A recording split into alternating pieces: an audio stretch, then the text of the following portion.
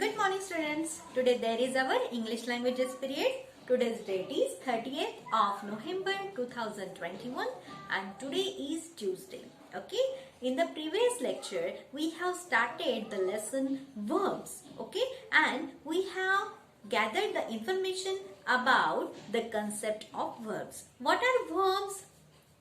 Verbs are doing words or action words, okay, which tells about the action of the doer or the actor or the subject. Okay, understand? Once again I am telling you in Hindi the explanation. कल हमने verbs यानी क्रियापदों के बारे में जाना, ये संकल्पना हमने स्पष्ट की। क्या होते हैं ये क्रियापद? क्रियापदों को डूइंग वर्ब या एक्शन वर्ब कहा जाता है। ओके, और क्रियापद का मतलब सच में क्या होता है? क्रियापद क्या है? क्रियापद वो क्रिया है जो कर्ता करता है, सब्जेक्ट, जिसे हम इंग्लिश में सब्जेक्ट, करने वाला। कर्ता का मतलब होता है करने वाला। डूअर का मतलब भी क्या होता है? क्रिया करने वाला। एक्टर का मतलब क्या होता है? क्रिया करने वाला। तो क्रिया करने वाला जो है वो राम हो सकता है, वो सीता हो सकती है, वो लोग हो सकते हैं, वो लड़के हो सकते हैं, वो लड़का हो सकता है या लड़की हो सकती है ना। तो जिस ह्यूमन बीइंग के हाथों या जिस एनिमल के हाथों या जिस पंछी के हाथों जो क्रिया घटी हुई है तो उन क्रियाओं को कहते हैं वर्ब्स। अंडरस्टैंड? कल हमने बहुत सारे ऐसे एग्जाम्पल देखे। टू रन, भागना, टू सिट, बैठना, टू स्टैंड, खड़े रहना, टू टीच, सिखाना, ये सारी जो क्रियाएं हम रोज करते हैं तो इन्हें ही हम क्या कहते हैं? वर्ब्स कहते हैं। मतलब डूइंग वर्ब्स, डूइंग वर्ड्स और action words. Okay, so students, now today we are going to see some examples. How many examples are there? 10 examples are there in the question first, that is called A. Okay, A question में आपको 10 उदाहरण दिए गए हैं, उनमें से 7 मैंने यहाँ पे लिखे हुए हैं। अभी हमें इनमें से इनमें क्या करना है, इस क्वेश्चन में क्या करना है? See now. Come on, open your English languages book, lesson number 13, verbs, page number 58. Okay, see now. A, come on, keep your finger there. Underline the verbs in these sentences. ये sentences यहाँ पे जो दिए गए हैं, आपकी book में 10 sentences है। इन sentences में जो verb है उनको हमें चुनना है और उसके उसको underline यानी उनको अधोरेखित करना है। Understand? One has been done for you. एक उन्होंने आपके लिए करके दिया हुआ है। ओके, पहला सेंटेंस। तो what is the first sentence? The children play in the park. Now, what is the subject? That is more important. What is the subject of the sentence? That is more important because of that subject we can identify the verb. इसका मतलब क्या है?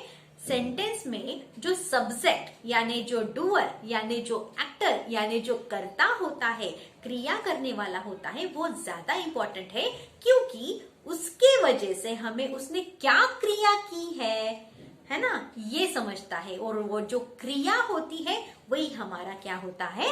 Verb होता है।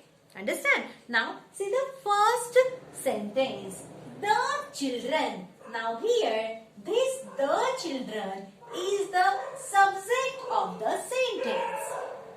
विधान का subject यानी कर्ता कौन है? The children, बच्चे। बच्चे क्या है? इस पूरे सेंटेंस में कर्ता है, subject है। तो इनके द्वारा कौन सी क्रिया हुई है? The children play in the park. बच्चे बगीचे में खेल रहे हैं। So this play is a verb here. बच्चों से कौन सी क्रिया हुई है? खेलने की क्रिया हुई है। तो ये जो क्रिया है play, यही हमारा verb है। उसको ही हमें क्या करना है? अंडरलाइन करना है। Do you understand? तो ये जो verb है वो किससे रिलेटेड है? सब्जेक्ट से रिलेटेड है. It is related with subject. Subject ही क्रिया करता है. हम human beings, animals means all creatures do the things. सभी जो जीवित यहाँ पे क्रिएचर्स है, प्राणी है, तो वही सारी क्रियाएं करते हैं. कुर्सी करेगी क्या कोई क्रिया? नहीं, वो निर्जीव है. ओके, तो हम जो सजीव है, जो क्रियाएं करते हैं, वही क्या होते हैं? वर्ब्स होते हैं. Do you understand? Now see the next one. Meeta. What is the name of that girl? Meeta. So this is the subject. Subject हमेशा कहाँ आता है? सेंटेंस के पहले आता है. सेंटेंस जब शुरू होता है तब शुरुआत में ही क्या आता है? सब्जेक्ट आता है. और सब्जेक्ट के तुरंत बाद में once again I'm telling you, immediately after the subject the verb comes. मतलब क्रियापद आता है. ये हमेशा ध्यान में रखो. आंसर देने में आपको एकदम आसानी होगी कि सब्जेक्ट के तुरंत बाद क्या आता है? वर्ब आता है. और सब्जेक्ट कब आता है? सेंटेंस के शुरुआत में ही आता है. शुरुआत में आने के बाद दूसरा डायरेक्टली क्या आता है? वर्ब ही आता है.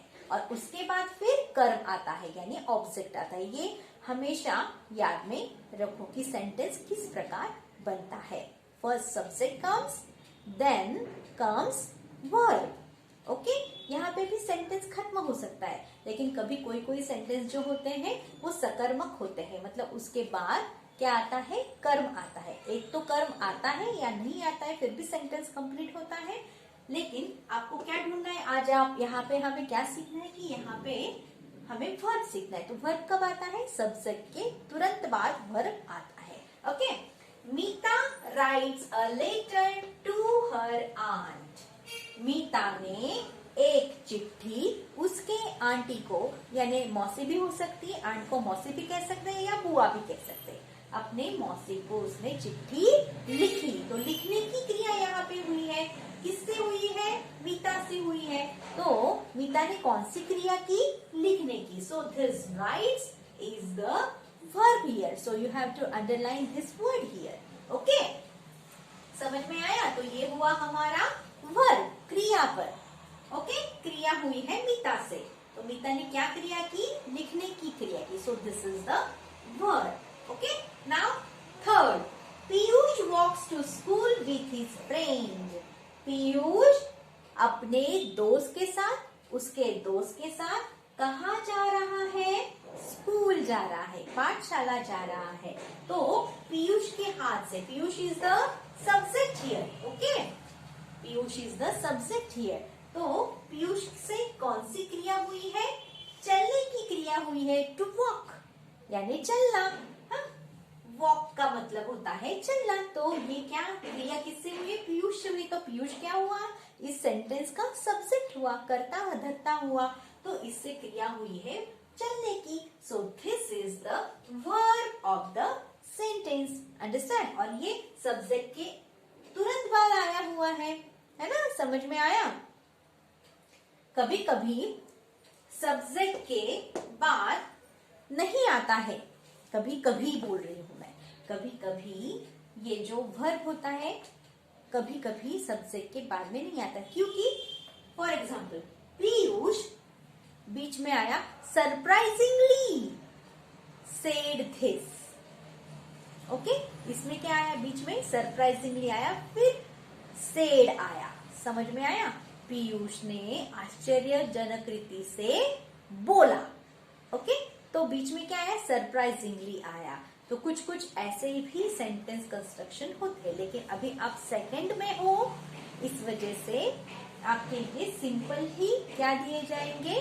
सेंटेंसेस दिए जाएंगे. लेकिन ये मैंने अधिक जानकारी आपको दी है कि कभी कभी सब्जेक्ट और वर्ब के बीच में भी कुछ ऐसे शब्द आ जाते हैं. ओके, ये आप अगली कक्षा में पढ़ेंगे. लेकिन अभी इस कक्षा में आपको समझ में आया कि सब्जेक्ट के तुरंत बाद क्या आता है? क्रियापद आता है. अंडरस्टैंड? इसमें ही आप अभी फोकस कीजिए. Now the next one. Ravi watches television all the time. Ravi हर वक्त टीवी देखता रहता है।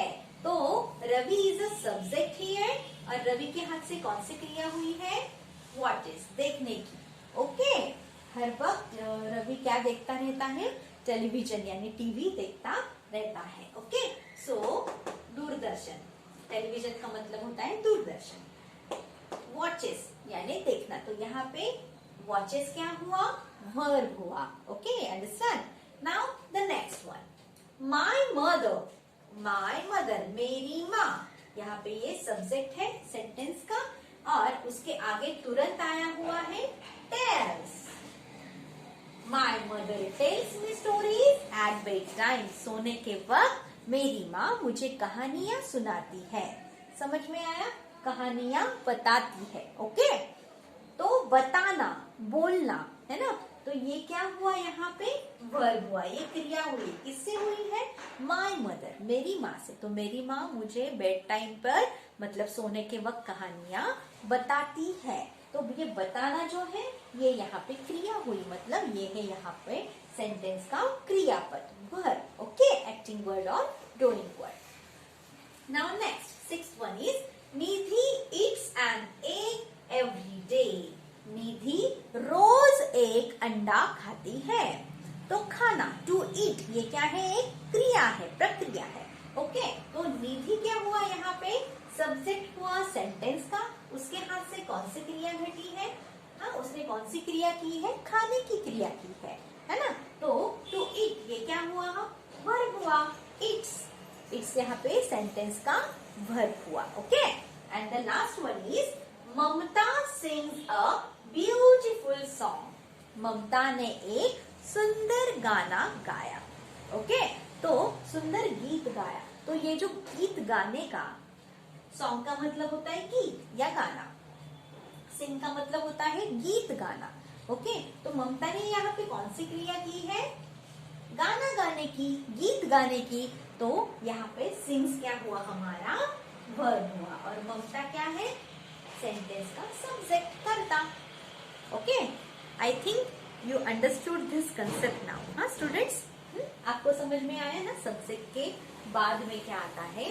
सब्जेक्ट ने मतलब वो जो करता है, कोई भी व्यक्ति है या कोई पंछी है या कोई जानवर है जो सजीव है, जिसके हाथ से जो क्रिया घटी है, वो क्रिया मतलब ही हमारा वर्ब होता है। इसकी तरफ आपको ज्यादा कॉन्सेंट्रेट करना है। You have to focus on them, on these verbs related with the subject. Understand students? So students, this is for today, and this 8th, 9th and 10th examples are for your homework. Once again I am repeating, this 8th, 9th and 10th example are for your homework. You have to do the underline under the verb. Understand? So students, thank you so much. Stay home, stay safe, and once again read this concept properly, observe the words properly, and find out the verbs from 8th, 9th and 10th sentences. Understand? And once again you have to see the video properly and listen the information carefully which I told you now. Understand? Bye. Stay home, stay safe.